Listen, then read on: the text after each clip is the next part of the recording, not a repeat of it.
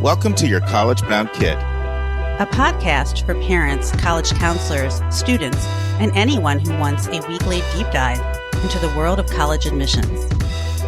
My name is Julia. I was an admission officer at Haverford College, an outside reader for Emory University, and I currently work at Milton Academy, an independent boarding and day school outside of Boston, Massachusetts. I'm Lisa, and I'm a clinical psychologist and college counselor. I have a daughter in college, a daughter in high school, and a son in middle school.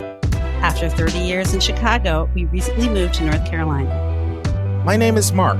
I'm a college coach in Atlanta and the parent of two daughters. Karis, a graduate of Davidson College, and she is the founder of the Spanish tutoring company, SpanishHelpToday.com. And Joy is a graduate of the University of Georgia, and she is getting her master's degree at North Carolina State University. This week in the news, I will be joined by Julia for what will be a two-part discussion on an article that's creating a lot of buzz out there. It appeared in the New York Times, and it's entitled, Study of Elite College Admissions Data Suggests Being Very Rich is Its Own Qualification.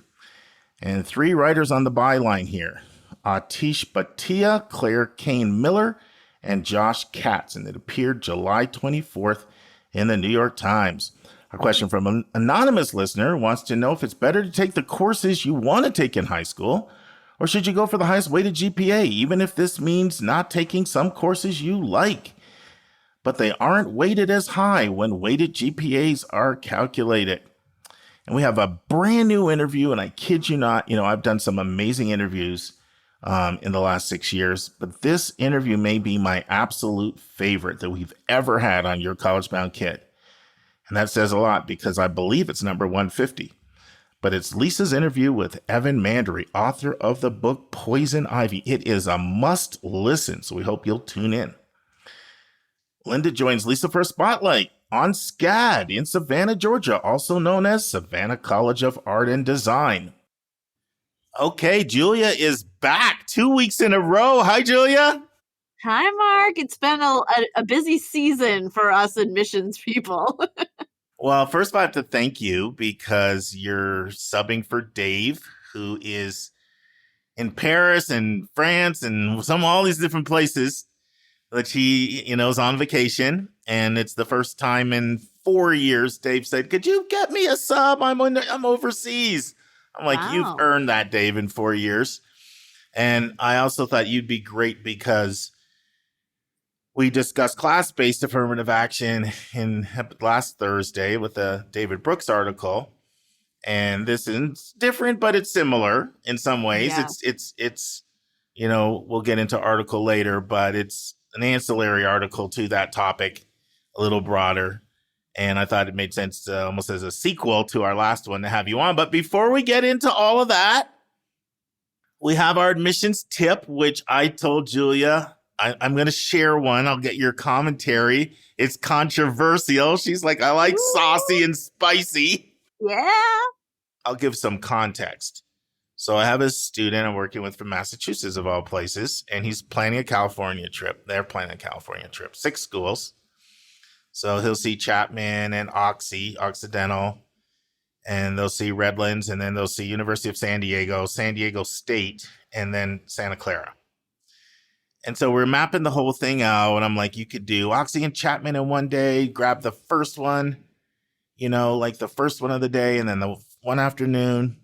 I said, Redlands, that's going to be its own day, but you could do San Diego State and University of San Diego on the same day because they're close enough. And then you're gonna have to drive all the way up to Santa Clara. That's going to be a whole day there.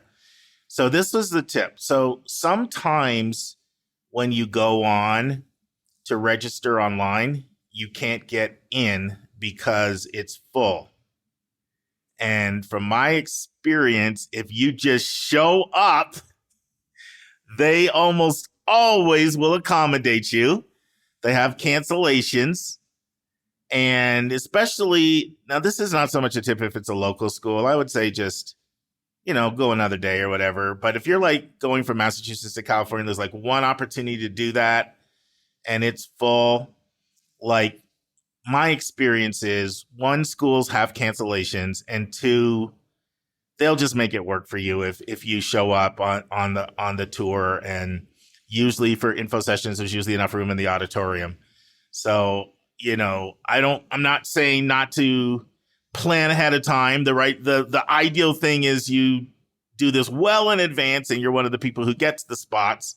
I don't want this advice to be a crutch for people not planning early, but things happen. Like, I actually at the last second recommended they throw San Diego State on just to see a bigger school.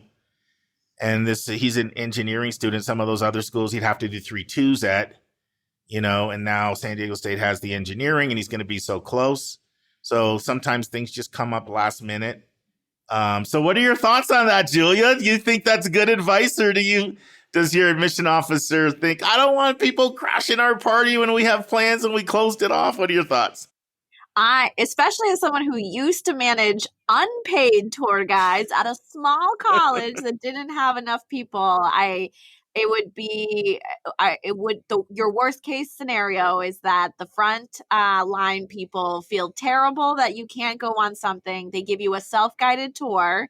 And honestly, information sessions are very replicable online, whereas a tour, maybe not so much. So your worst case scenario is you still see the campus, you still get into the admissions office and get all of the literature you want to get.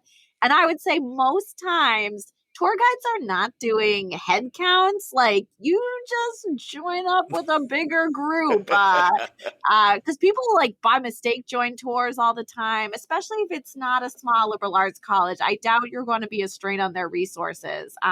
So always good to go and try. And I would say I've had students that have been turned away, but it wasn't like they were shooed off campus. They're literally they just went on a self-guided tour. They still heard things the tour guide said. And when you also say that's pretty rare too. Exactly. Yes. Also really rare. So, and in fact, I tell my students that all the time. They're like, oh, there's no tours that day. And I was like, either, the admission office might not be open on a Sunday, but if it's a Saturday morning or if it's Monday through Friday, please still stop by the campus and walk into the admissions office. Yeah. And Julia's saying that having worked at a small school that likes to keep tours smaller. Like, I just got back from Chicago. Those were some of those tours were pretty big. Right. That, both Northwestern and Chicago were pretty big. And those ones really having an extra, it's much easier for the bigger ones to accommodate. Exactly. One parent and a kid, or, two parents and a kid or two. Like, you really can just slide right on in there. And it's almost never going to be in it. You really could just go right in and just join if you needed to. But most of the time, if you checked in with the admission office, you'll be fine.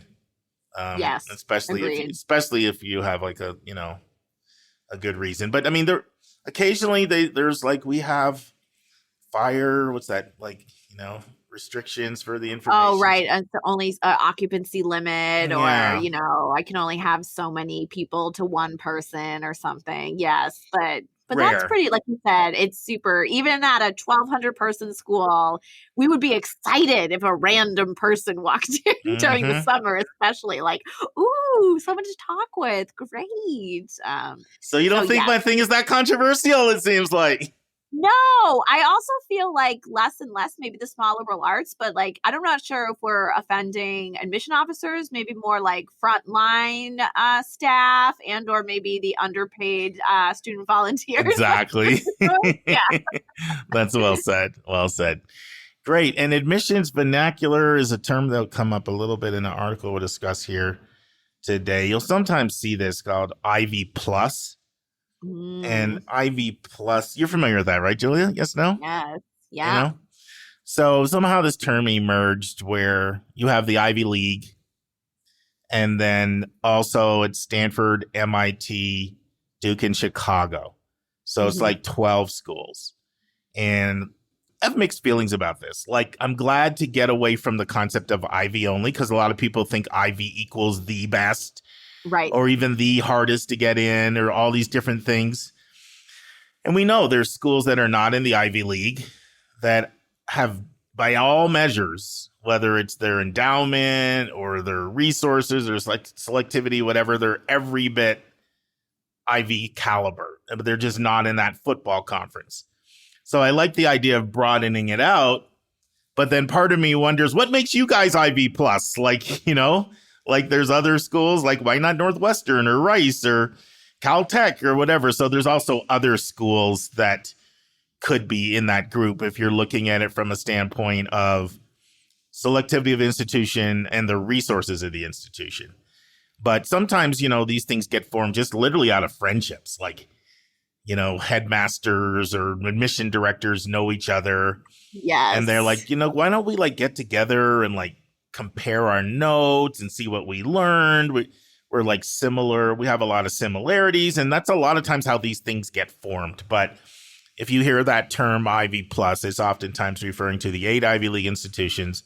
And then Duke in North Carolina, Chicago, of course, in Chicago, Illinois, and then MIT and Stanford. There you go. Ivy plus. Anything else you want to add to that?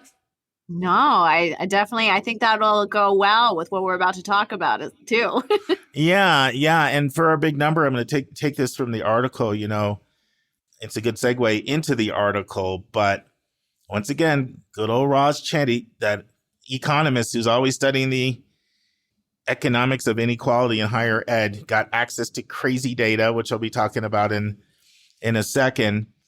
And one interesting stat is students with the exact same SAT score, but different income levels, how do they do in admissions? And for the uber wealthy, so overall, the top 1%, which is like incomes of $613,000 or more, have a 34% higher likelihood of getting in than somebody with less resources with the exact same test scores.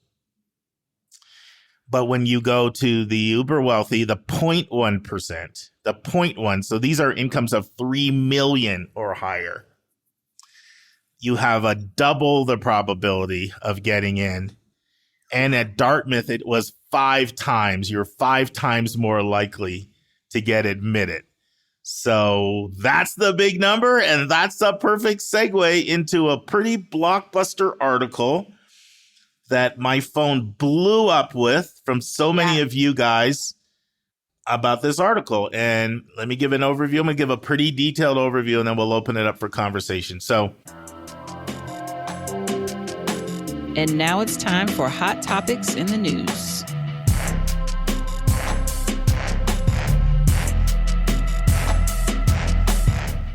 It ran in the New York Times, and it has 3 main researchers on the byline, Aatish Bhatia, Claire Cain Miller, and Josh Katz. And the title is Study of Elite College Admissions Data Suggests Being Very Rich is Its Own Qualification. By the way, this also ran as a podcast on The Daily, which is the New York Times production. They called it something about affirmative action for the wealthy. Slightly different title, but if you like the podcast version or the article, you can look the article up. Okay, so I'm going to dive in and put a pretty detailed explanation of this article. So it starts by saying 1 in 6 students at the Ivy League have parents in the top 1% with incomes of over $613,000. And it says there's this large new study, and it's super large. You'll be hearing about it. It was literally just released on Monday. So this article really is really new. It came out July 24th, 2023. And the new study basically shows that it is not because children have more impressive grades on average or took harder classes that they're getting into one of these Ivy plus schools. Now, it says they tended to have higher SAT scores and more finely honed resumes, and they apply at a higher rate. But, this is important, they were still overrepresented when you account for those things. So I already shared the stat about the 34% more likely to get in, and then the 0.1% twice as likely to get in, and then 5 times as likely to get in at Dartmouth. And so the study is done by Opportunity Insights, and this is a group of economists based at Harvard that study inequality in education. But this quantifies as the first time to this extent, the very rich have been studied, and it's been shown that being rich is its own qualification in and of itself, apart from any other thing. When you look at all other variables, just being rich was its own qualification in selective schools. So what they did was the analysis was based on federal records that they were able to get on college attendance and parent income taxes. And they basically got this for all college students for a 16-year period from 1999 all the way to 2015. And they looked at standardized test scores for 14 years, 2001 to 2015. And then it focused, like I said, on the Ivy Plus group, which you guys now know what the Ivy Plus is. And it says it adds an extraordinary new data set because of how detailed it was. And the number of applicants in the research was over 500,000.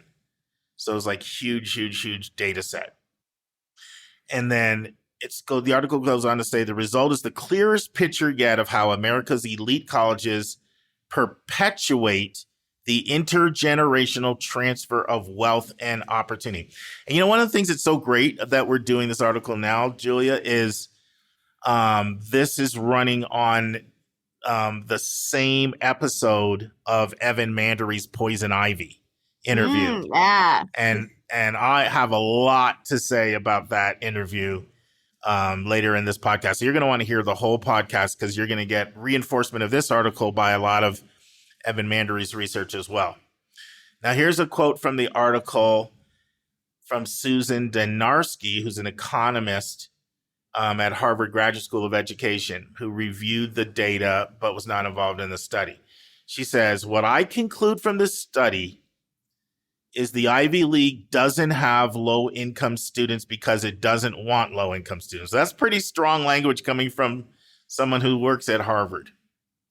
But the article goes on to say that these practices really amount to affirmative action for children of the 1% whose parents earn more than $611,000. It said it comes as colleges are being forced to rethink their admission processes after the Supreme Court ruling that race-based affirmative action is unconstitutional. So here's a quote, and this is Ross Chetty. He said, "Are these highly selective private colleges in America taking kids from very high income, influential families and basically channeling them to remain at the top of the next generation?"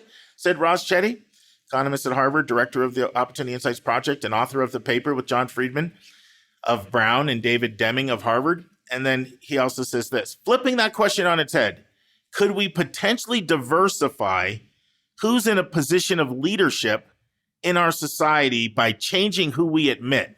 He throws that out as a question. So now there was pushback from a lot of the colleges when this study came out. And one of their biggest arguments is that the data went up until 2015. But since then, we have made a real commitment to admit lower income and first generation students. We've done things like having tuition free for families earning under a certain amount, going to grants only, no loans in our financial aid packages, and actively recruiting students from disadvantaged high schools. So another thing that the article, an interesting aside is, believe it or not, very conservative Justice Neil Gorsuch seems to be concerned about this as well, because he said the practice of favoring the children of alumni and donors, which, by the way, the Biden administration is bringing a case against Harvard on this exact topic. And Gorsuch said this, while race neutral on their face, these preferences undoubtedly benefit white and wealthy applicants the most. So we'll see where things go in the ruling. But the data also showed that there were other highly selective schools, and it specifically mentions Northwestern, NYU, and Notre Dame, that had similar disproportionate share of children from rich families as well. But it points out that public flagship universities were much more equitable. And they looked at data from the University of Texas at Austin and UVA applicants where high-income parents were not more likely than low-income applicants if they had similar test scores, GPAs, to be admitted. So it does make that differentiation. And the article also points out that MIT was an outlier, and it did not show the disparity that the other schools showed, which we can talk about that a little bit later. But there's, I think there's several reasons why MIT didn't have a similar data trend that some of these schools have. So the article also goes on to say, why is this important? Well, less than 1% of American college students attend these 12 colleges. So we're talking about not just the 1%. This is under 1% that attend these 12 colleges. I always tell people only 1 in 200 go to the Ivy League. So you throw in Stanford, MIT, Duke, and Chicago, and it's under 1%. But the group does play an outsized role in American society. 12% of Fortune 500 chief executives, a quarter of the U.S. senators, and 13% of people that are in the top 0.1%, this is a $3 million income and above, went to one of these 12 schools. So now the researchers did a novel analysis to measure whether one of these colleges causes success later in life. So they duplicated a study that had been done earlier, where they compared students who were waitlisted and got in with those who didn't and attended another college. And consistent with a study that was done almost 20 years ago, they found attending an Ivy League school, they compared it to 9 of the most selective public flagships, it did not meaningfully increase graduates' income on average. However, it did increase a student's predicted chance of being in the top 1%. It went from 12%. So in other words, if you went to one of these 9 flagship schools, you had a 12% chance of being in the top 1% of income. But if you went to one of these Ivy Plus schools, you had a 19% chance of being in the top 1% of income earners, even that the overall income wasn't too different when you compared the two groups. So just made that point out. They said it also nearly doubled the chance of attending a top graduate school and tripled the chance of working at certain firms like national news organizations and research hospitals. Now, the article goes on to talk about what they call the missing middle class, because interesting in the data was that families that made under $68,000 did not show, they looked similar to the higher income students in terms of their chances.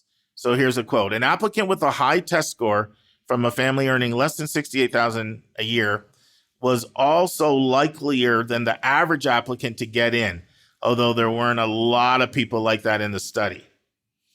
So it was the group between 68,000 and 611 where, they saw lower admit rates. So here's another quote.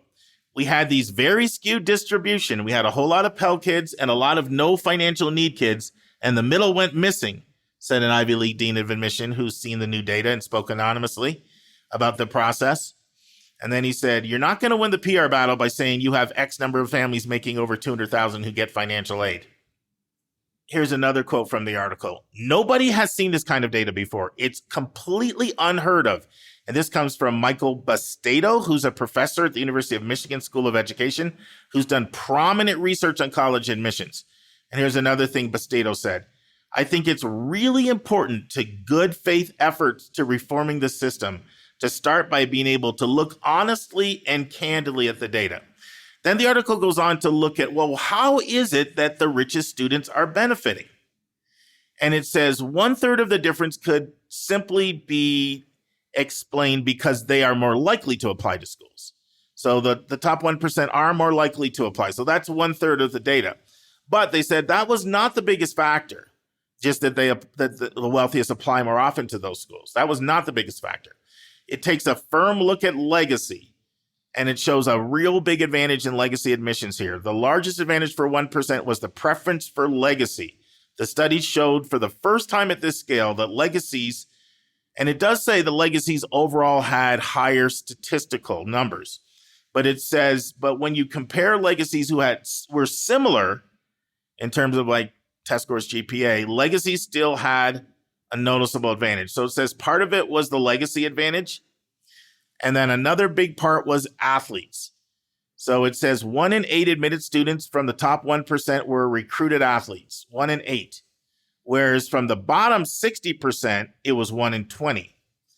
And then it says that's largely because children from rich families are more likely to play travel sports, especially exclusive sports played at certain colleges like rowing and fencing.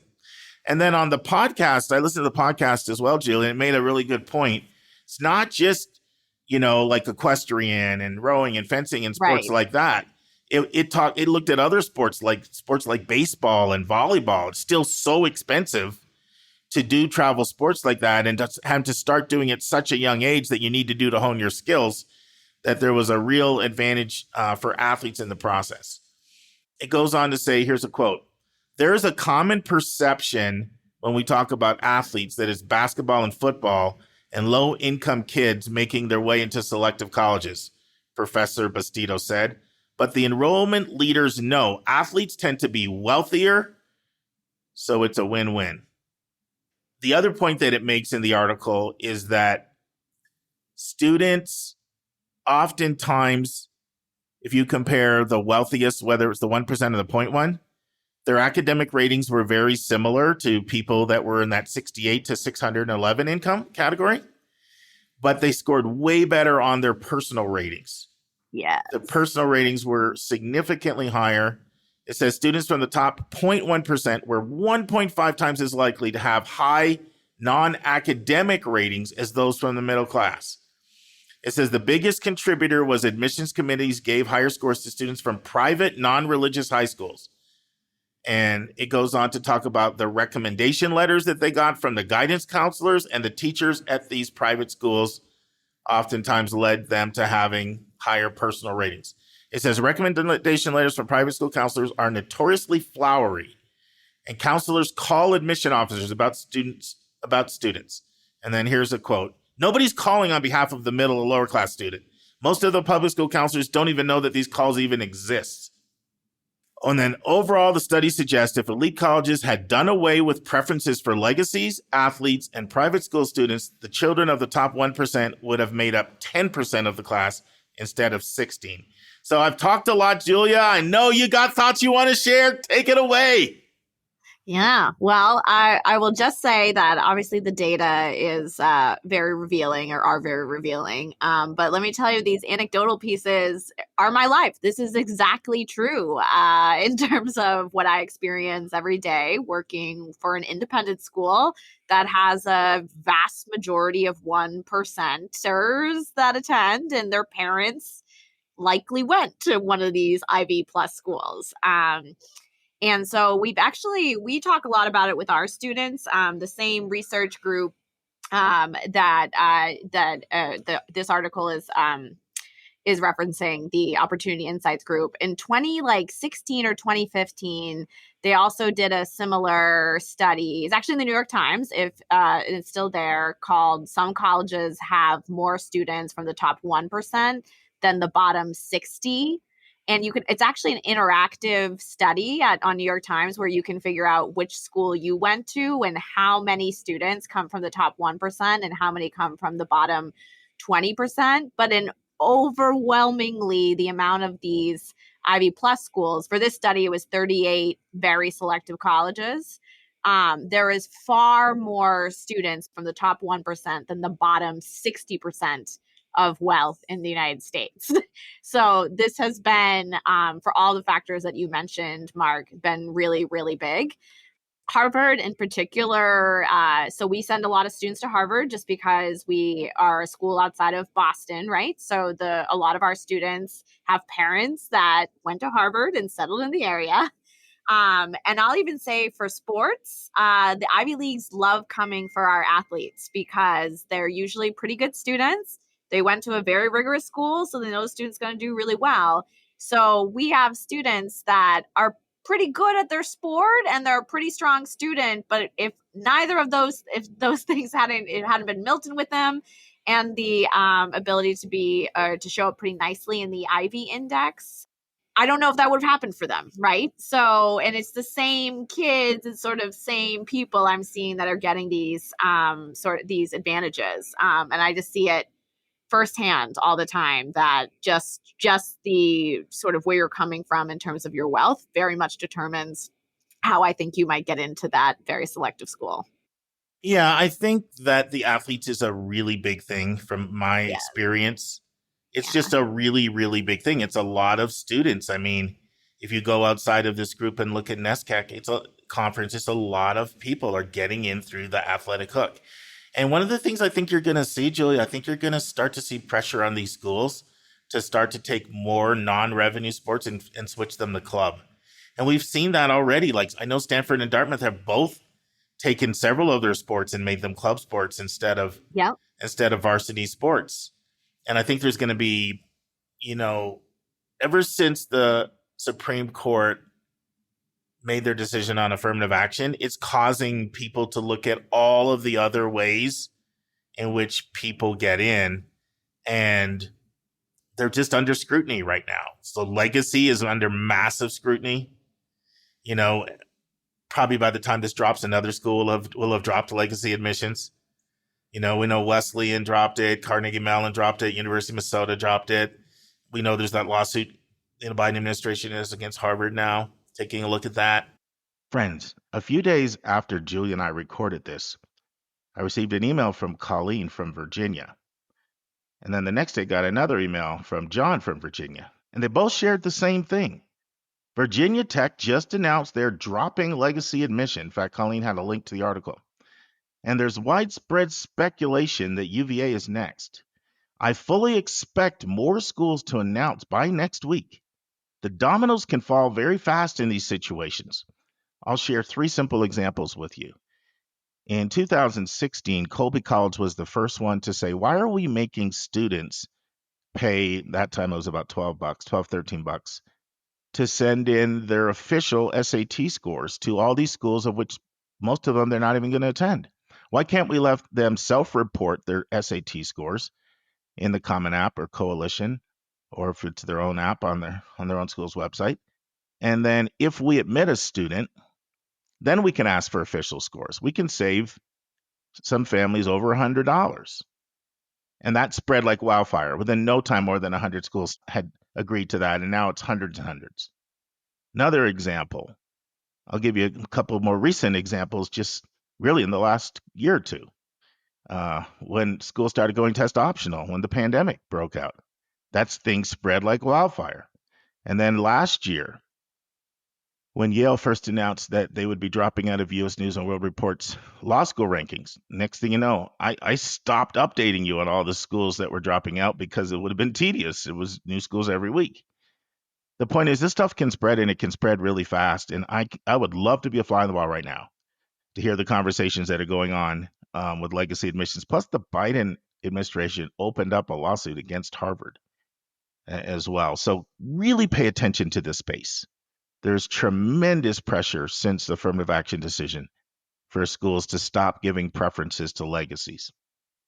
And then athletes is under scrutiny and donors are under scrutiny. I have mixed feelings a little bit because I really don't like the idea of like Supreme Court coming in and telling schools what to do in every area. I really don't. But the reality is that everything is just, under scrutiny right now. And I think you're going to see, hasn't been talked about a lot, but I think you're going to see more and more niche sports that don't bring revenue into the school, and they also don't bring the community together. Right. Or does it bring in, you can't make the case that athletics is bringing money to the school, right? Correct. At least with the NESCAC. So how can you sort of rationalize the advantages you're giving? Yeah, because I think that the big advantages are usually either you're bringing money into the school or you're bringing the community together and it's a community activity. But I mean, I'll mention the sport I did in high school for a while, cross country. Like cross country is not bringing anybody together. You're running out in the middle of the woods, And not to pick on that, but we could go down a long, long, long list of sports that don't draw big attendance and don't bring money in. And while you're being prioritized, it's just going to be questioned. I'm convinced you're going to see a lot of pressure there. Legacy is absolutely under fire right now. And certainly donors are starting to be under fire as well. Yeah. And I think when I look at this and I think of the families that I work with that are very wealthy, the 7-figure types, one thing I see, they definitely use sports. And the other thing that's not in here is they use their connections. Oh, definitely. So I had a family last year and they were looking at 3 different elite schools. And in every case, they talk to me about, Mark, would it be appropriate? I know this person on the board, Yes. or whatever. Sometimes it might be head of the, just they were all sort of high-powered people. Yes. And they're using their connections. That's one thing this article didn't bring up, but that's another way that I see that the 0.1% get in. And then, of course, the 0.1% also can be getting some development admits too, which wasn't talked about that in here. The ability to give a big donation. I will say this in fairness, and I'm going to read this from the article, that some of the schools have made pretty big commitments recently, particularly to more under-resourced students, like Princeton and Stanford now. If you make incomes over under 100,000, you're not paying tuition, room, board, meals, housing, fees, and it's really cost of attendance almost just covered for incomes under 100. Harvard's doing it for 85 and Brown for 60. The problem is so few people can get through the process. Right. Because the process just requires so many resources. Exactly. So we've not talked about access. We've talked about, admitting and matriculating, but no one is talking about why isn't there access to applying to these places. Yeah. And in fairness, though, Harvard now, more than 20% of Harvard is full of students that are not paying much. Yeah. So they really have put a lot of money there. Dartmouth is just close to completing a $500 million fundraising drive. So I think that there are some efforts that are being made. It's just still just so difficult for somebody to get all the way through this process when you look at all the ways in which privilege, opens up opportunities. And I think with the private schools, I think the recommendation letters, the counselor calls, the fact that your students like they do. I remember a good friend of ours, I won't mention her name on a podcast, but you'll know who I'm talking about. She was just saying to me, from your old school there, Julia, she was like, we'd much rather take one of your students.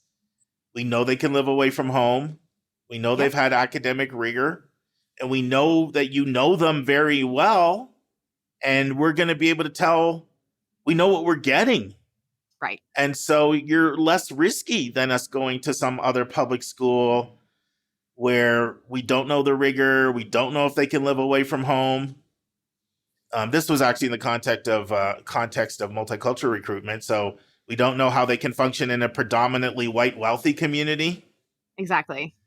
So that's part of the advantage of the private school. And then also the private school is also definitely a place where the students is honing their athletics too. Like the schools are even recruiting athletes on the front end. They're making teams. They're part of teams. What percentage of your students, Julia, do you think would end up doing athletics? So I would say more than 10? More than 10, but maybe not more than 20%. Yeah, but that's still high.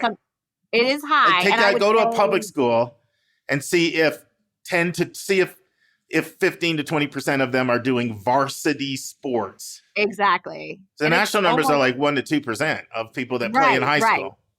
And it's almost exclusively the NESCACs and the Ivies. Like every once in a while, we get a good enough ball player at Penn State. We have one this year. We have one at Michigan. But we are mostly, it is like, I know the whole drill. We are going through the Ivies or we're going through the NESCACs. And actually, Harvard, I think, is a lot of people know. So Harvard uses a 6-point scale, with 1 actually being the highest. And in the Fisher case with the students for fair admissions, they had actually gotten a hold of Harvard data for athletes.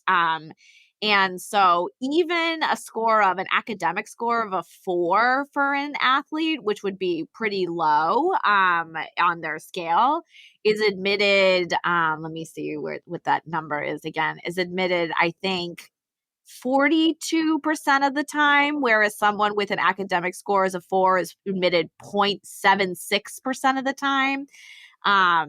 So, and like I've seen that, so an academic 4 with an acceptance rate of 70.46% for those who are recruited athletes. And then if with the same academic score, it's a 0.076 admit rate. So I have just seen it myself a lot, that a lot of the students are, they're very good athletes, but I wouldn't, they would pale in comparison to a Big Ten school or your experience, Mark. But Sure. since they're coming from my school and they're usually very wealthy, it's sort of been in the pipeline since the beginning of time. Friends, this concludes the first part of my discussion with Julia. We really wanted to do a deep dive on this topic, so we'll come back next week for the conclusion. And now it's time for a question from one of our listeners.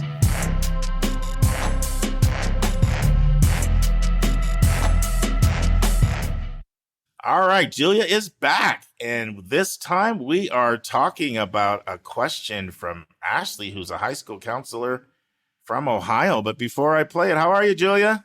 Pretty good, Mark. How are you? Good, good, good. So we'll play this question. Hi, this is Ashley from Ohio.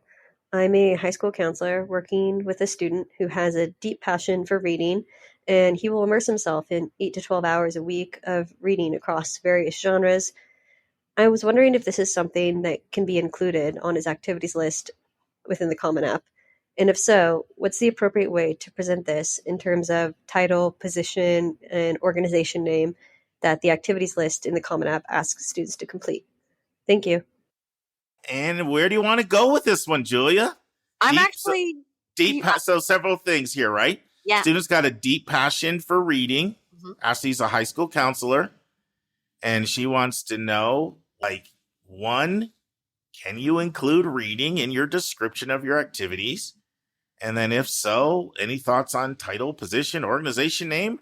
Take it where you want to go. What are your thoughts? See if we Sure. agree. Yeah, I'm actually really curious. So, dear listeners, Mark and I have not talked about this beforehand. I have kind of like a contingent answer for this, where I actually have had a lot of students that reading is like their first major extracurricular activity. Right. Like, I had a student 2 years ago who loved Russian novels so much, he decided to learn the Russian language. And in that, Wow. he did all of his own sort of research on things, which had he had worked with a professor to do, it certainly would have gone on his application. So I do encourage students, whether you want to call it a hobby or whatnot, I do encourage students, if you've got something that takes up a meaningful amount of your time outside of your academic work, that I do encourage you to list it. Would I encourage you to list it in your top 5 of your extracurricular activities? Maybe not all the time. But if you're finding that I've had some students that this was maybe their most major thing because they lived in a rural area, they couldn't go anywhere. Maybe they had, they reffed a little soccer here and there, but this is their main extracurricular. So that was fine to have earlier on in their list, because it also showed that they did a lot of things on their own. They took initiative. They're clearly academic and curious and critical thinkers. So I say totally fine to put on the activities list when you're looking at the whole balance of the list and everything else you might have written there. And just don't get too fancy and silly with it. So I wouldn't put organization the household of your name, or your position is chief reading officer or something like that. But you can always put in, I've never heard an admission officer say they actually pay attention to those sort of drop down boxes and being like, oh no, you listed volleyball in the volunteer section and it should have been athletics. Don't worry about that. So where you can just say NA, not applicable, or you could be a little funny, I guess, if you want, but I would say don't feel like you have to have some sort of neat way to package that up to articulate what it is that you do and make it look like it's, something like a after school play or sport or job or something. So I feel like just dropping the mic, because you said everything that I agree 100%. We agree 100%. Well, good. One of my pet peeves is I don't like the term activities. Yeah. I don't like it. And with my own students, I try to use the term time commitments. Let's talk about your time commitments, because that's what colleges really want. I'm like, they want to know how you spent your time, not counting sleeping, eating, video games, a few things, movies like that, going to the movies with your friends, not counting things like that, but that's what they're really interested in.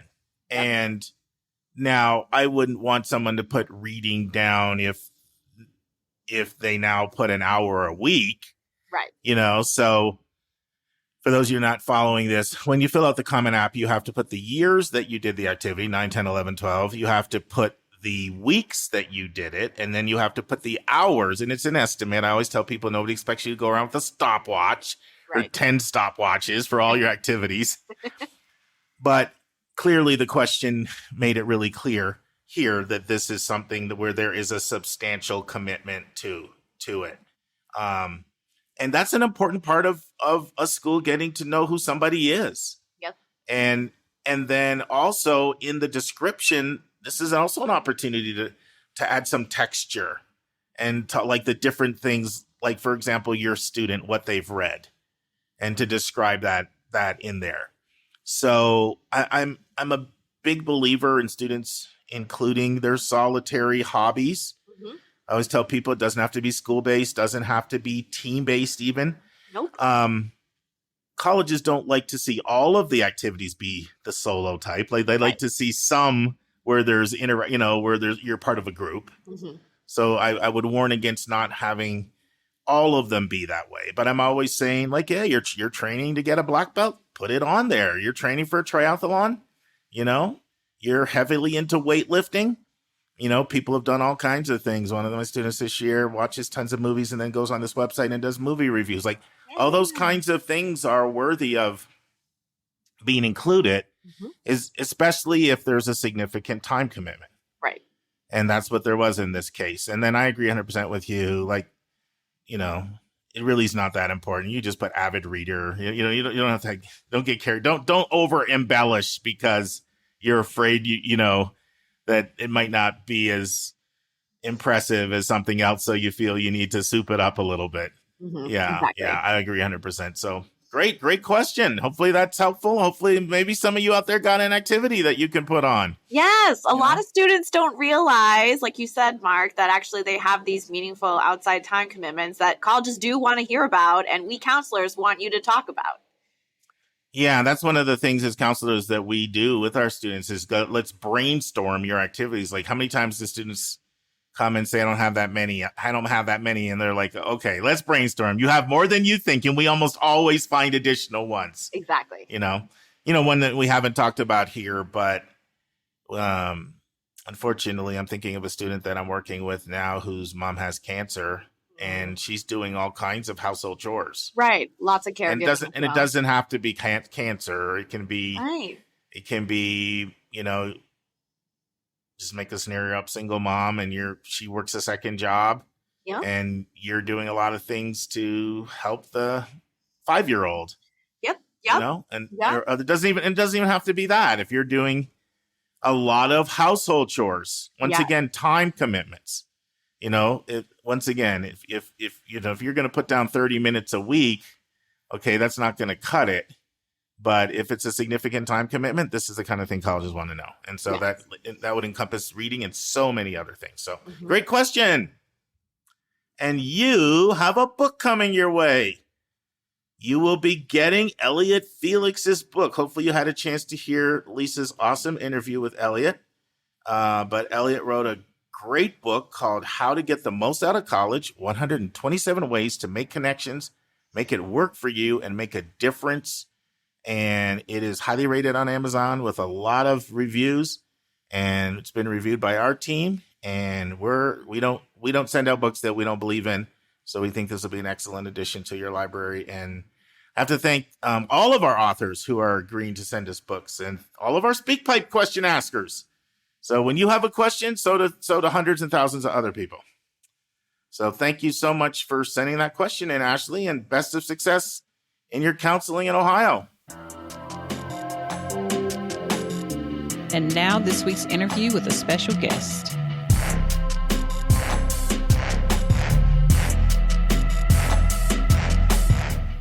Friends, if you were to ask me what interviews have we had in the podcast, in the 150 interviews we've had that have been some of the most thought-provocative, interviews with leaders that really challenge our thinking and aren't afraid to break glass. One of the ones I would have said would be Akil Bello. But if you were to ask me the one that stands out the most to me, it's the one you're about to hear. It's Lisa's outstanding interview with Evan Mandery. And in part one of this interview, Evan shares his interesting background and how it shaped who he is today. Evan also talks about where his passion for educational equity originated from.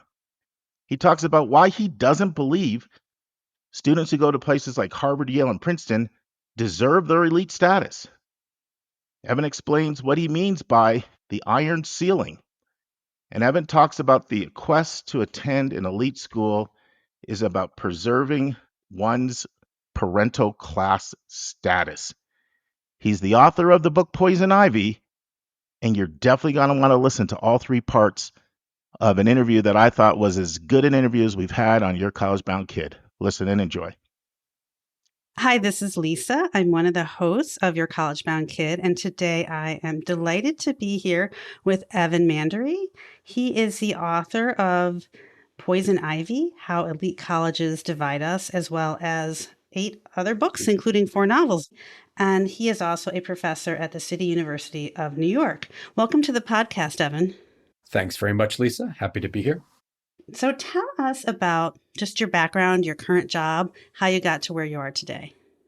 In how many words? How truncated the version do you want? I mean, I was a lawyer, and I've been a professor for the past 24 years at a public college at the City University of New York, where so happens both of my parents went. And, I definitely think that has profoundly shaped my view of the world, both education, in terms of educational opportunity, but, life in general. Mm-hmm. Now, what kind of law did you practice before you started teaching? I was a litigator. I worked for a couple of big firms. I briefly worked on the New York City mayoral campaign for a year for a woman who ran against Rudy Giuliani the second term. And my first book is about that experience, kind of a funny book about working on a doomed campaign. But during Not so doomed anymore, huh? Well, he always seemed pretty problematic. The second time I was in private practice, I worked on a death penalty case in Alabama for several years, and that's what got me interested in the death penalty, and that's my principal, or was my principal, research focus before I turned to educational equity. Mm-hmm. Yeah, that's kind of a transition from, the death penalty to colleges and educational equity and equity. So tell me about what inspired you to go that direction and to write this book. Well, I would say it's my whole life. I've had some version of this book in mind for a long time. About 8 years ago, I got an op-ed in the Times about legacy preference. So that was kind of my first public scholarship engagement with this.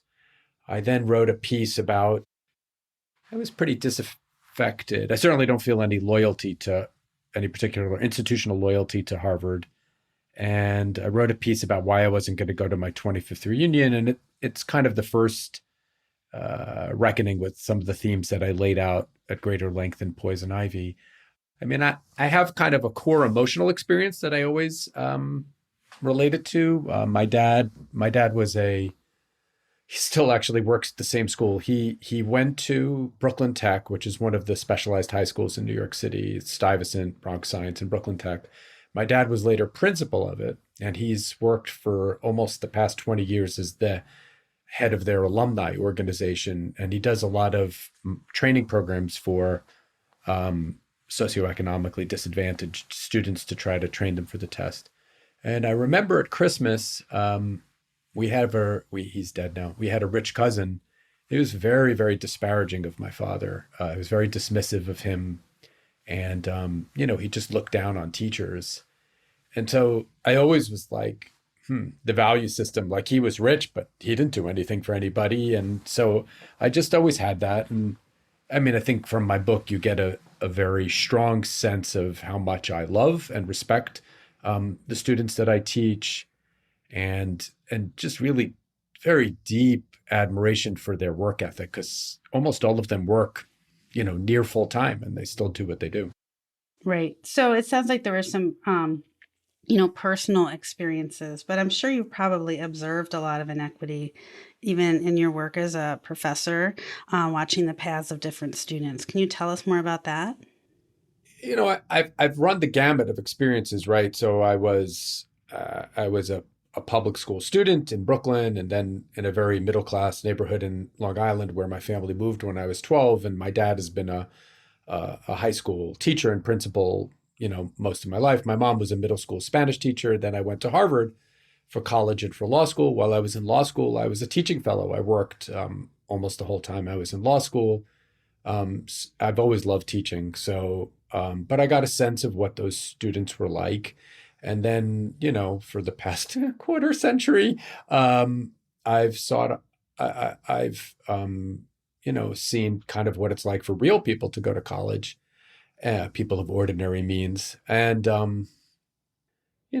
I could say a lot of things, and you can ask me whatever, but I definitely have a very strong aversion to the notion that people that are at Harvard and Yale and Princeton are somehow deserving of their status, because it's a double-edged sword. If they deserve their status, their higher status, then Right. my students deserve their lower status. And boy, I've taught a bunch of really, really smart people who I would put up against anybody in terms of their capacity and motivation. And in fact, many of them have been quite successful. Yeah, I think that's such a great point. That we look at things as a meritocracy, but if there are winners and losers in a meritocracy, it's supposed to be fair and ability based. And I think your book does a great job of showing it's not that simple. You talk about in the book that elite colleges and universities can do more harm than good. So tell me more about that. Well, I do think you have to it's hard for people to accept the premise that it's a zero-sum game, right? And so, I talk about the book a fair amount, and everybody's very, very happy for me to talk about the success of public colleges. But then I was like, hey, but, if Harvard's accepting $300 million from Ken Griffin, I think it's a relevant ethical question to ask what that money could have done at my college. And at my college, it would have changed we could have paid for a quarter of our student body to go to college for free in perpetuity. Harvard named its graduate school of education, its graduate school of arts and sciences against Ken Griffin. We could have sent all of our graduate students to school for free forever. So, I'm not just interested. I think as, his gift, I use, the president of the Ford Foundation draws a distinction between generosity and justice. His gift is generous, but it's not just. And in a similar way, I just think we think a lot about who we're letting in, who's the beneficiary of kindness and generosity, and not who's being left out. There are lots and lots of dimensions to this, but that's kind of the core place where I start. Right. So what you're saying is, like, if he had given that money to, let's say, your university or a similar university, it would have done so much more good for society than it probably will be doing at Harvard. And that, that's a problem. It's a problem at so many levels. I think there's just kind of a baseline utilitarian calculation about, what the good that's going to come, how much leverage you get out of a particular gift. So, I just think it's undebatable that at a public college, his money just would have gone so much further than it went. Harvard has a $53 billion endowment. He increased their endowment by something like, a fraction of a percent. We have something like a $7 million endowment. He would have, increased ours by 50-fold. And there's a big difference. There's, like mathematically and practically an infinite difference between having nothing and something. Like there's some things that we could start to do that we don't do, So I asked that question, but there's also, it's really detrimental, the level. So a lot of what drives these disparities of opportunity or inequities is that it's very, very expensive for private colleges to let in poor students of color, right? Because they're going to need complete financial aid. And, in a CUNY, we could do that for $7,000 a year. And at Harvard, it's $85,000 or $90,000 a year. And as I argue in the book, that's not really enough because, probably you or I wouldn't send our kids to work at Wendy's instead of going to college. But, if we were living on the margins, we might. So college isn't just the cost of tuition and room and board and plane tickets. It's the opportunity cost of not working. So these colleges aren't even capturing that, but they're driving up the price by what they do. So, it's a little bit like what Malcolm Gladwell's podcast Food Fight in Revisionist History about the difference between Bowdoin and Vassar. So when they start competing, for the frills, for quality, having singles during your freshman year and having really high quality food and having redundancies of tutoring and scholarship and, study abroad opportunities. Well, these are driving up the cost. So people, this is what's so hard. And when I talk about this stuff, I mean, there's some people I speak with who just like, oh, this is what I felt with my whole life. And then there are some people who are intensely resistant to the message because, study abroad is nice. Of course it is nice. It's nice for the kid that gets to do it. But if systemically what that's doing is making it prohibitively or much more expensive to let in, kids who are equally deserving but socioeconomically disadvantaged, then there's a real cost to that we're not considering. Right. Let's take a break to learn about Mark's recommended resource for the week.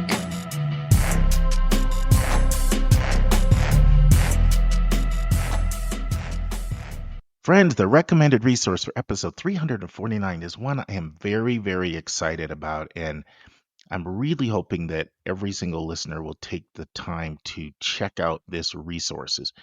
And I have to thank Laura and Chris. They're a couple relatively new listeners to Your College Bound Kid, but they sent in this resource, and it's fantastic. And so what it is it's a live application review with commentary. It's College of Holy Cross. And they actually take you through a live application review to help demystify the process. Now, it goes to show the kind of resources that are available if you scour the website. The website is just a phenomenal source that oftentimes goes overlooked. And that's one of the places where you'll find this kind of material. Now, we're going to put the link in the show notes, but it is also on YouTube. If you just put in live application review with commentary, Holy Cross, it'll pull up for you on YouTube. And the link I'm going to actually put in is the YouTube link in the show notes. But what will you get if you watch this? Well, I've been wanting to do a whole special segment for you all for 3 or 4 years, really, on the secondary school report. I think it's really important that you know what is it that your school counselor is submitting on your behalf. And they walk you through that visually so you can see the secondary school report. You can see what information is most important that they extract and pull from that secondary school report. You can see how the application is read through Slate. You can see the key information that's pulled out and how they look at a transcript and evaluate a transcript. And what they're doing in this video is they're preparing to bring an application to committee for review. And so you see how they look at the content and what is most important versus not as important.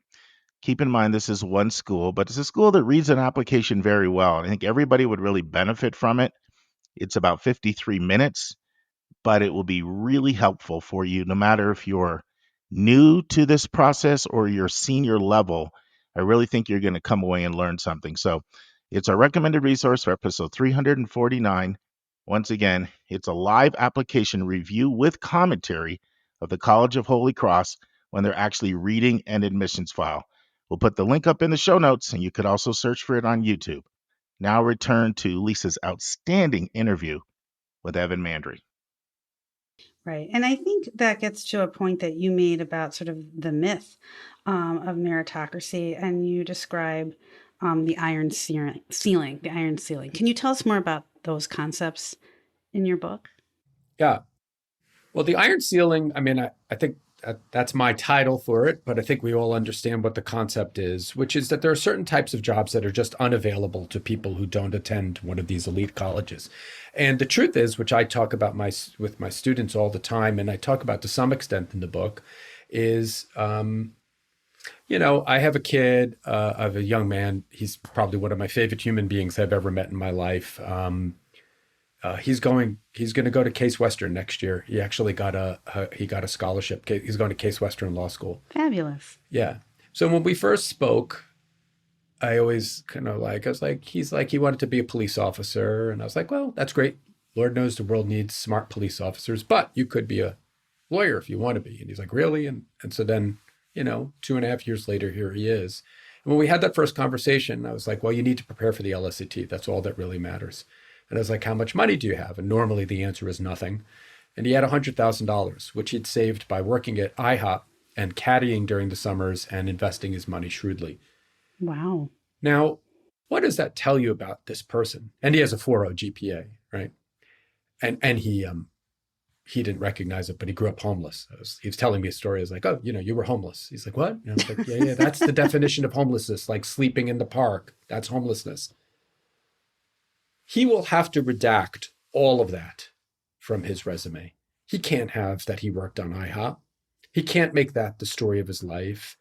When he applied to college, when he applied to law school in his personal statement, we had to soften these things. The only narrative that's acceptable is that he overcame some hardship and learned from it. But the truth is, that's going to be a thing for the rest of his life. His family's going to have intense need. He's always going to be at some level, he'll be supported by them in some ways, but dragged down in ways that we're not, that privileged people are not. And there'll be certain types of jobs that will be unavailable to him too.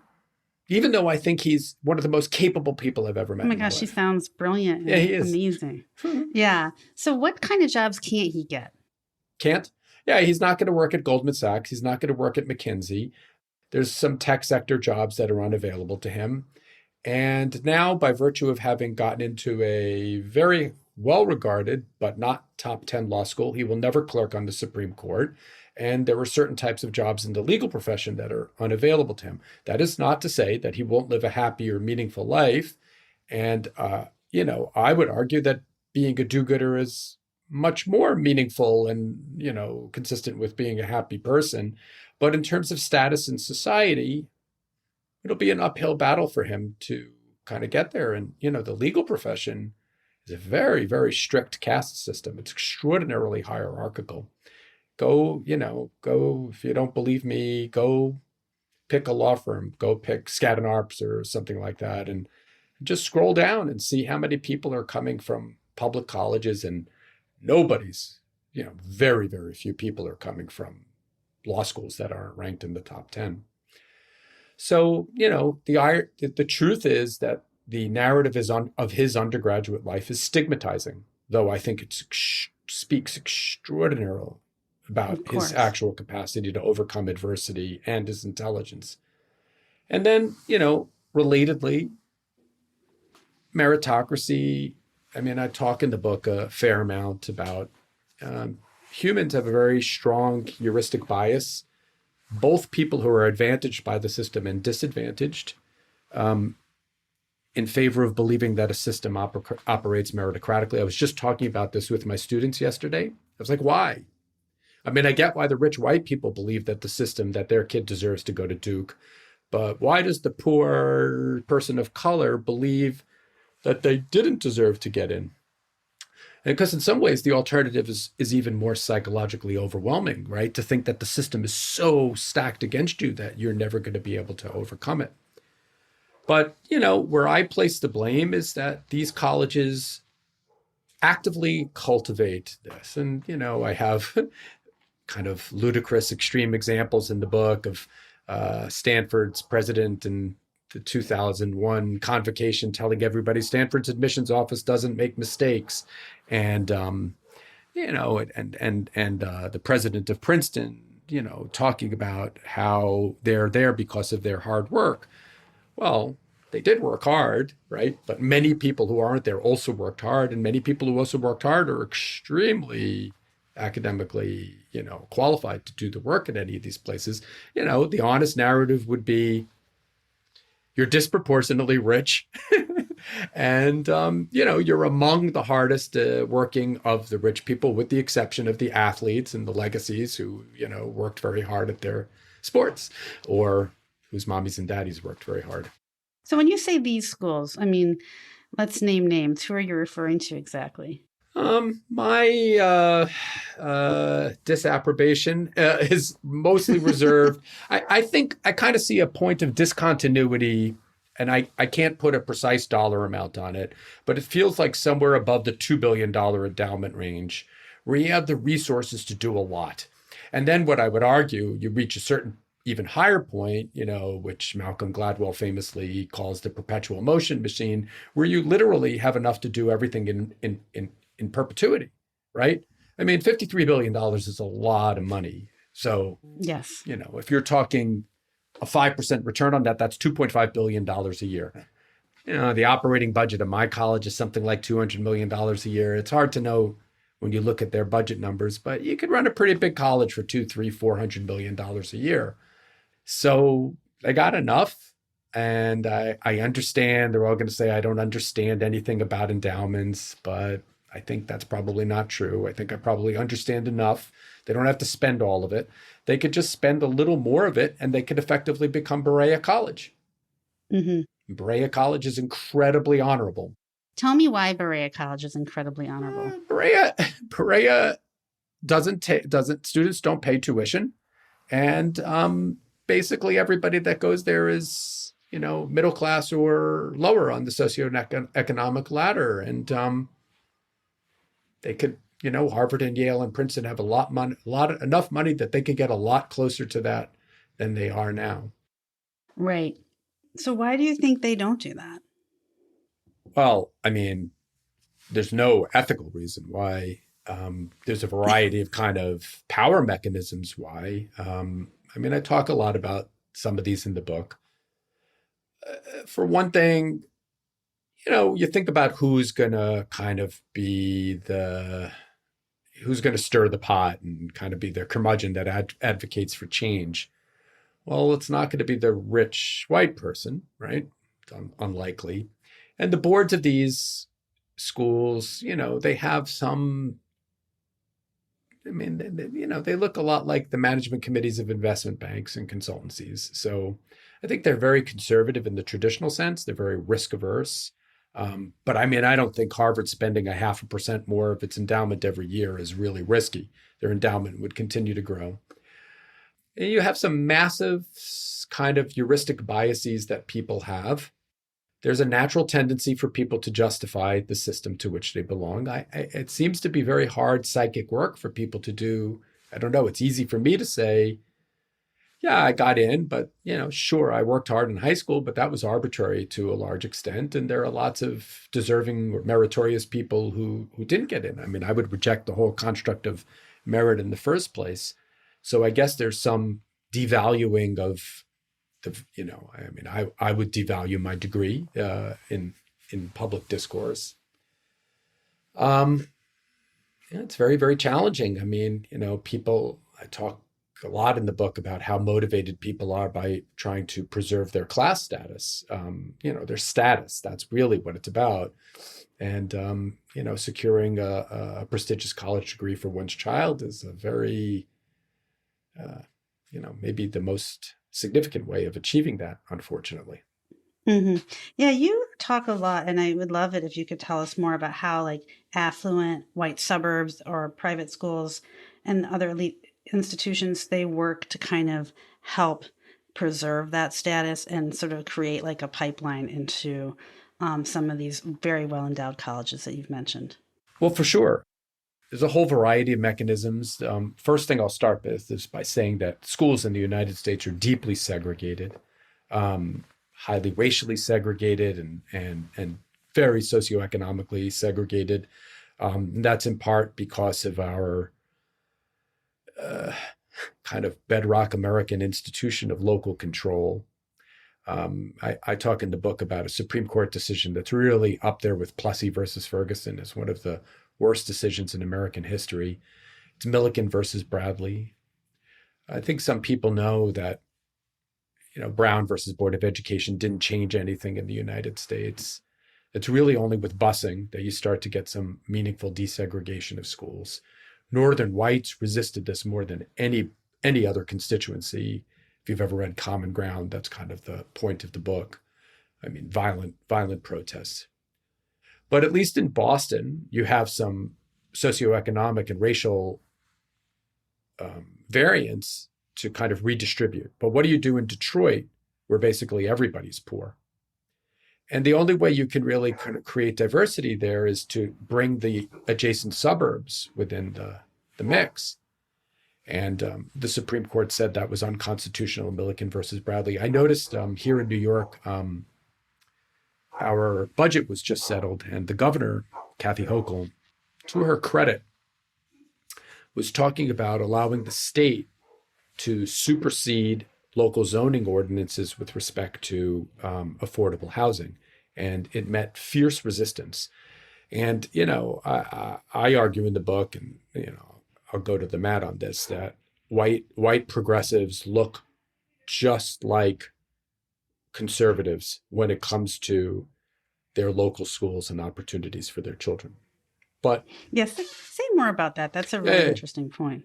Yeah, the mechanisms of transmission of opportunity. I mean, I think everybody knows a lot of them, right? So some of it is you're just going to go to a school that's going to spend more per student. So there's going to be more AP courses. And, look, MIT, I think defensively to some extent, says you have to take calculus. You have to have passed calculus to get in. Well, lots of schools don't have lots of schools don't have calculus. So some of that, sports are a major pipeline. And as I talk extensively in the book, aside from Division I college basketball and football, these are overwhelmingly favor the affluent and disproportionately white people. And, where I used to live, lacrosse was kind of the linchpin of the community. But these sports are very expensive to play. The only way to get recruited now is through the club system. And so that starts very young. Friends, this concludes the first part of Lisa's outstanding interview with Evan Mandery. We hope you'll come back next week for part 2. And now it's time for our college spotlight of the week.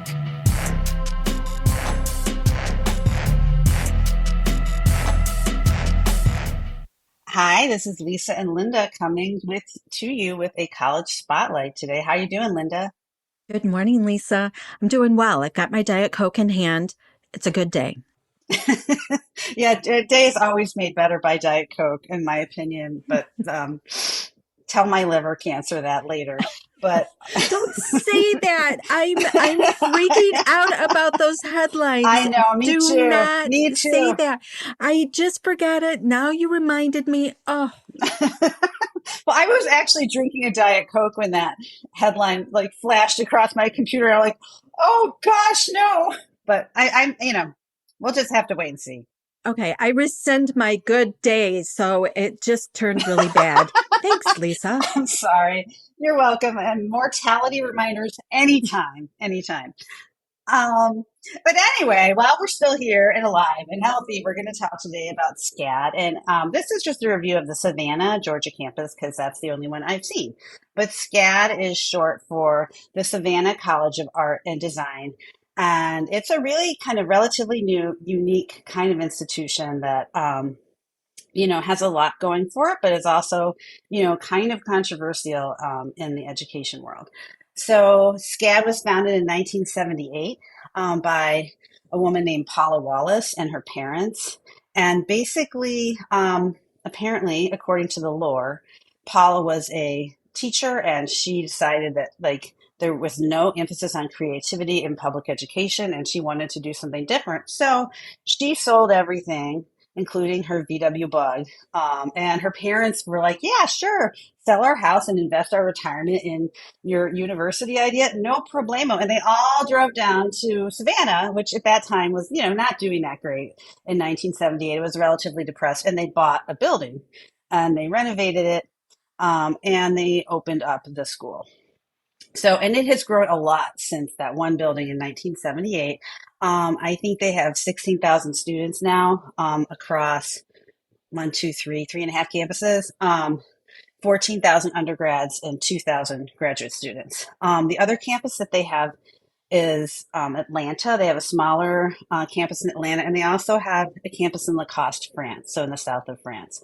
And they have an online program too. So the interesting thing about SCAD is when you get accepted to SCAD, you can do any of those like any quarter, you can switch. Oh, I like So that. they run on the quarter. So if you want to do a quarter at Atlanta and then go to France and then go to Savannah, and then maybe do one online, you can do that. So there's a lot of flexibility there. Also, besides being an art school, it's also an equestrian school. So they have this, I drove by, it looked amazing, this beautiful equestrian campus across the border in South Carolina. And so they have a whole equestrian program as well. So that's interesting. So anyway, SCAD is mostly focused on the visual arts and the performing arts. And they have a ton of different majors, and they're really kind of innovative majors, which I'll get into in a little bit. But the way SCAD has grown in Savannah is that they bought a bunch of buildings. I think they own like 70 some buildings in Savannah. Every time I was there this weekend with Lily and her friend Cain, and every time we walked by a building, we're like, oh, look, it's a SCAD building. It's another SCAD building. And so what they've done is they've kept the outside of the buildings intact and architecture, but you go inside these buildings and each one of them is like going into a super cool art exhibition. You know, like the lobby of the graphic design building is themed, it's like camping. So there's like a campfire and a giant s'more statue and these super cool chairs. It is just so fun to be there, to go in each one of these lobbies. I'm sorry, did you say a giant s'more statue? Oh, that is just one of the many kinds of things you can see on your visit to SCAD. Like the giant marshmallows?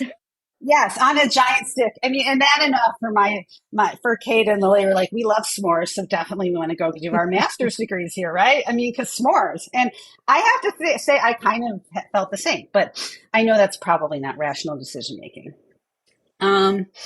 So, you know, one thing I definitely want to impress is that the information session and the tour was amazing marketing, amazing. And I really wish, I think that every admissions director of every other school needs to go to SCAD and visit it and see what they're doing, because they did a great job of talking about what is unique about their school and punching all of the unique points. They didn't tell us about the library and how there's 4 different levels of quiet. You know, they talked about why their school is different and why you should go there, which I think that all schools should do, because they are all different. They all have reasons why you should go there. But you go in and then there's like this room, it's called the green room. And it's got all these it's like these sofas that are arranged in a serpentine that are really cool colored. And there's like, you know, kind of red pillars and, you know, like everything. And then they have a giant screen, which is put in a picture frame, and so many great video clips. It was just top notch. Then they loaded, I mean, I could just see every kid in that room was engaged, every single one. Even my own kid, because Lily, you know, she was like, I can't believe you're taking me on another college visit. This is stupid.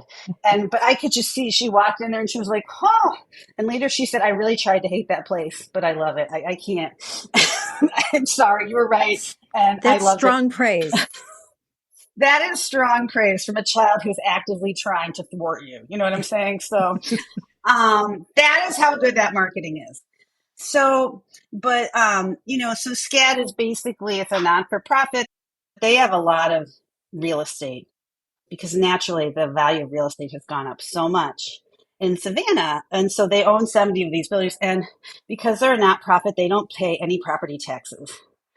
And so I think there's I could tell there's, you know, as much as I think SCAD is amazing and has revitalized Savannah and has done so much for the city, there's some grumbling about that, you know, that the local residents feel like maybe SCAD is, you know, not paying their share, you know, of the property taxes. So anyway, So let's talk a little bit about their programs that we were talking about earlier. They have some amazing programs. So they have like, I can't even list how many different programs that they have, but they have things like accessory design, like designing accessories and scarves.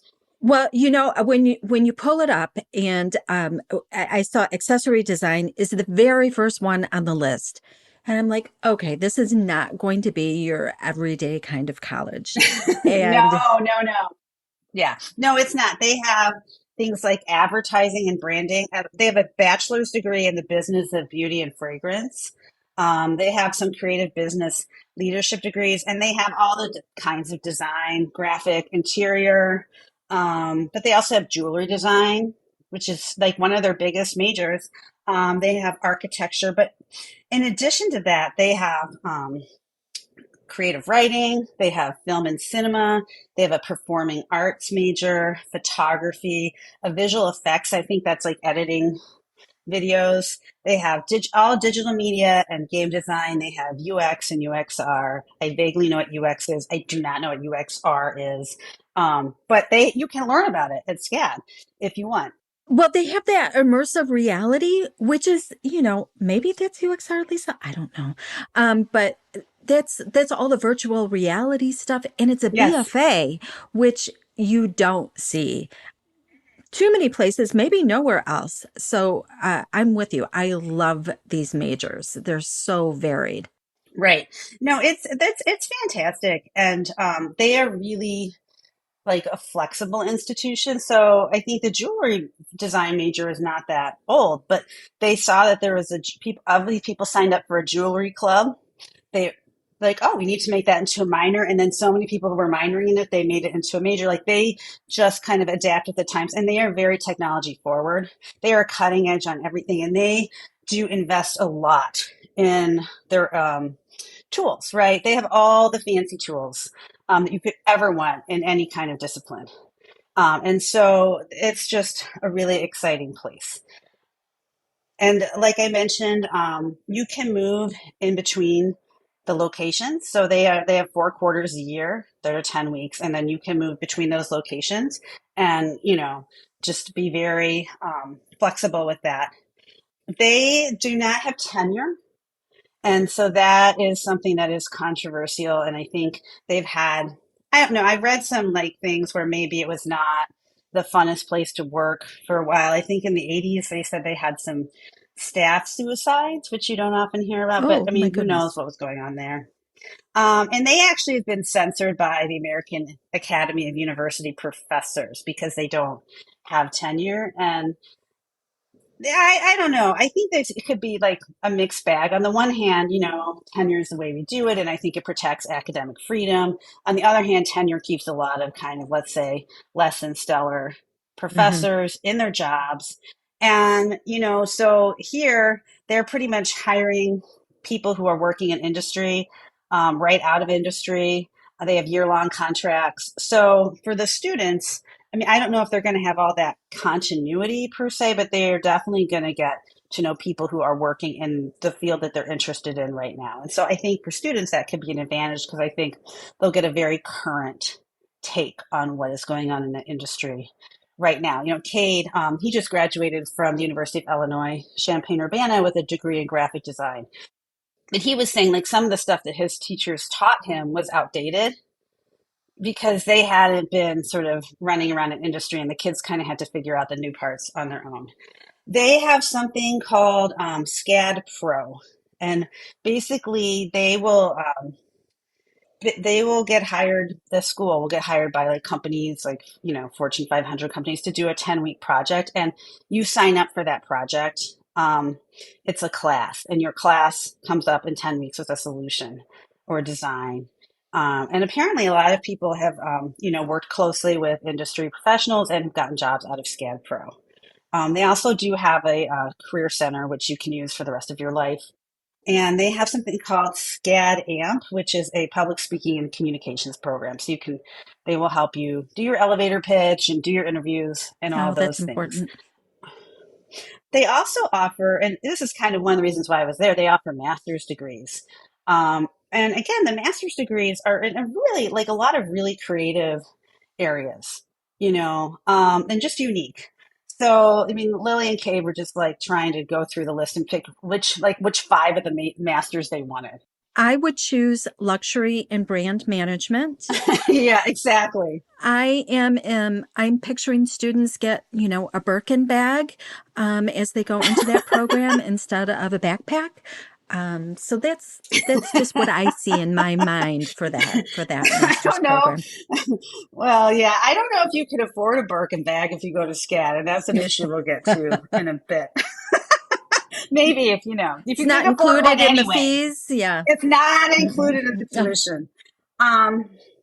So, and it seems like, when you go to Disney World and you said the Imagineers, where they like kind of curate every aspect of the setting. That's what SCAD feels like to me. In fact, they have a free SCAD story, which is a 30-minute immersive 4D experience where they talk about the history of the school. And oh my goodness, it was amazing. Now, do I think the history of that school was sanitized a little bit for that presentation? Yes, I absolutely do. But who cares? Because it was amazingly fun.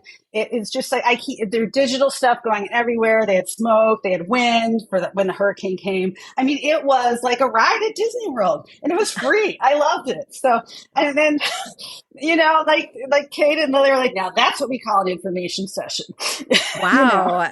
The bar has been set high. Now, tell me, in that session, did the parents who sold their house to support the founding of the university, did they get some airtime in that? Because they sure did. Sure did. And they are still involved with the school.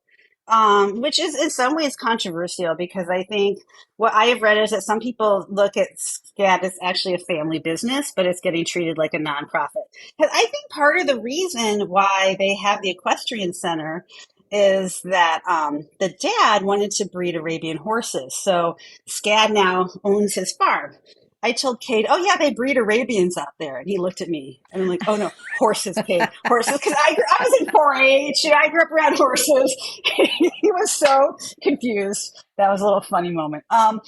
But so anyway, and so they're still involved, and there are a lot of other family members that are involved. And I think the Wallaces get paid very well. And she and her parents, I think she gets like $3 million a year.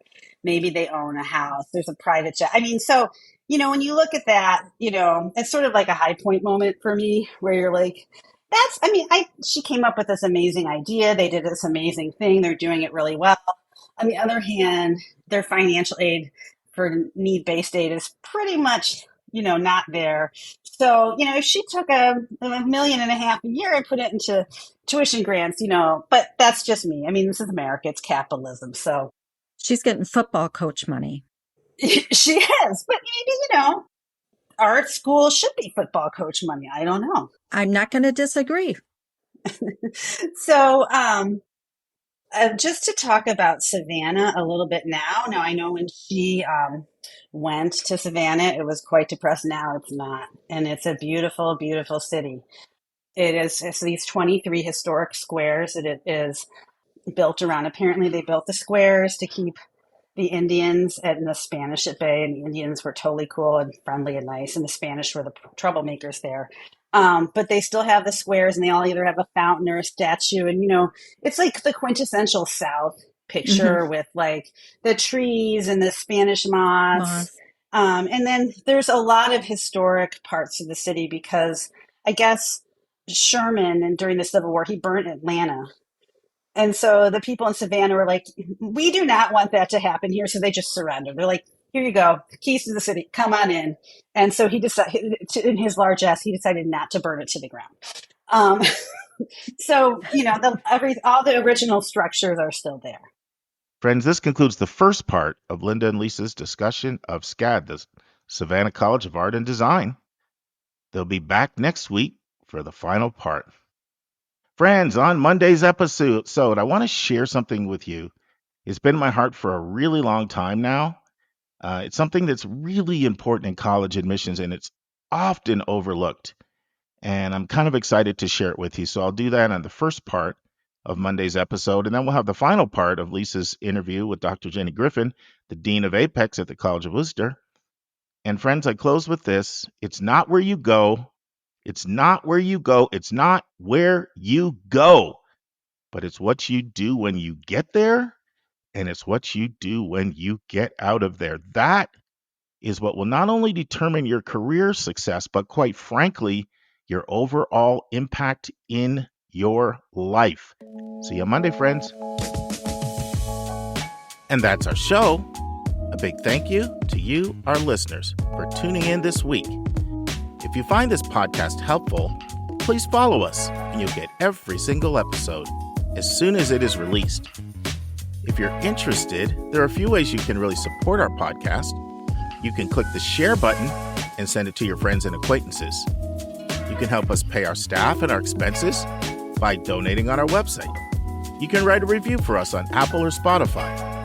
I'm the producer of the podcast, but we have a fantastic team of 15. Shout out to our co-host, Dr. Lisa Ruff, Dr. David Williams, Lynda Depker, Susan Tree, Vince Garcia, and Julia Esquivel. And to our substitute co-host, Sylvia Borgo.